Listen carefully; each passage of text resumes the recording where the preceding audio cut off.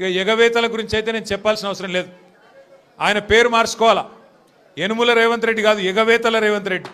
ఎందుకంటే మీరు చూడండి ఏమేం మాటలు చెప్పిండు, పెద్ద పెద్ద డైలాగులు కొట్టిండు.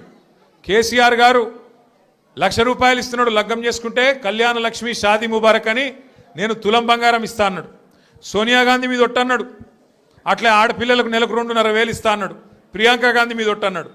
మరి అయినాయి వాళ్ళకని వచ్చినాయా? 2,500 తులం బంగారం వచ్చిందా? ముసలోళ్ళని ముంచిండు. 2,000 పెన్షన్ను 4,000 చేస్తా అని మాట్లాడిండు. వచ్చినాయా? ఇవేవి కాలేదంట. కానీ ఇప్పుడు 1,00,000 మంది ఆడోళ్ళని కోటీశ్వర్లు ఎత్తారట ఈ మొగోడు.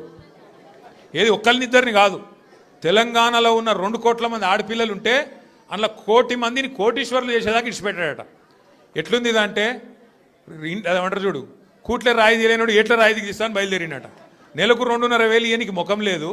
కానీ నేను మొత్తం 1,00,000 మంది ఆడపిల్లల్ని కోటీశ్వర్లను చేస్తా అంటుండు. 1,00,000 మందిని కోటీశ్వర్లు చేయాలంటే నాకు కొద్దిగా లెక్కలు చక్కగా రావు. 1,00,000 మందిని కోటీశ్వర్లు చేయాలంటే ఎన్ని కోట్లు కావాలి తల్లి? 1,00,000 కోట్లు కావాలి. మరి మన బడ్జెట్ ఎంత? 3,00,000 కోట్లు. ఎన్ని రోజులు కావాలి మరి? మీరు నేను బతుకుంటామా? 1,00,000 మంది కోటీశ్వర్లు కావాలంటే గింత లంగ మాటలు, గింత దొంగ మాటలు.